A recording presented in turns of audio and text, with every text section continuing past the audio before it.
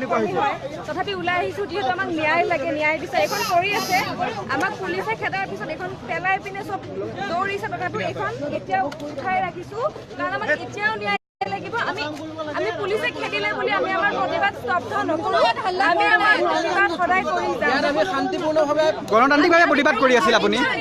কোনেও একো অসাধ্যালি কৰা নাই, খালি আমি আগুৱাই যাব খুজিছোঁ বা আমি ন্যায় লাগে বুলি জাষ্ট মাত দিছিলোঁ।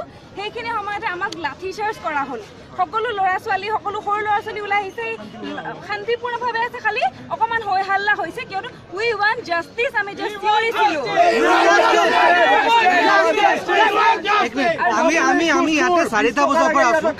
আমি 4টা বজাৰ পৰা ইয়াতে গোট খাইছো। যদি আমি কিবা এনেকুৱা কৰিব লগা আছিল আমি আগতে হ'লে 4টা বজাৰ পৰা এতিয়া 7টা বাজিছে, আমি এতিয়া ইয়াতে আছো। আপোনাক আৰক্ষীয়ে আগজননী দিব পাৰিলে হয়, বিভিন্ন পন্থা আছিলে। মাইক তেওঁলোকে ইমানখিনি মানুহ আহিলে, ইমানখিনি পুলিচ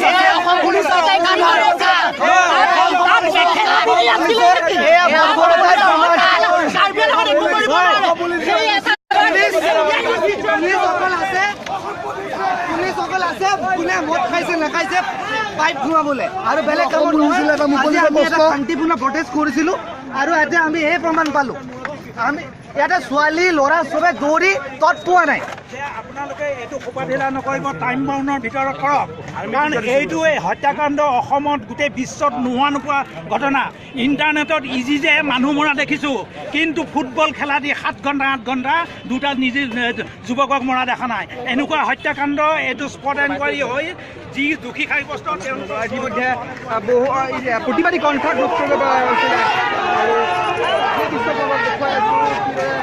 প্ৰতিবাদ হৈ আছে আৰু প্ৰতিবাদীসকলক ৰোধ কৰিব পৰা নাই। আৰু আপোনালোকে ভিজুৱেলছ কিছুমান দেখা পাইছে। আমি গম পাইছোঁ যে কোনো আহত হৈছে। একেবাবে আমি এখন ফাৰ্মাচীত আছে লোকজনক, আমি তেখেতৰ মতামত ল'ব চেষ্টা কৰিম। কিদৰে গণতান্ত্ৰিকভাৱে প্ৰতিবাদ কৰাৰ ফলত কিদৰে গণতান্ত্ৰিকভাৱে প্ৰতিবাদ কৰি আছিল, তেনে অৱস্থাত আৰক্ষীয়ে কোনো ধৰণৰ নজনাকৈ এতিয়াও সেই মমৰ লগাই এই অকল নিলোৎপল আৰু অভিজিতৰ বাবে হৈ আছে।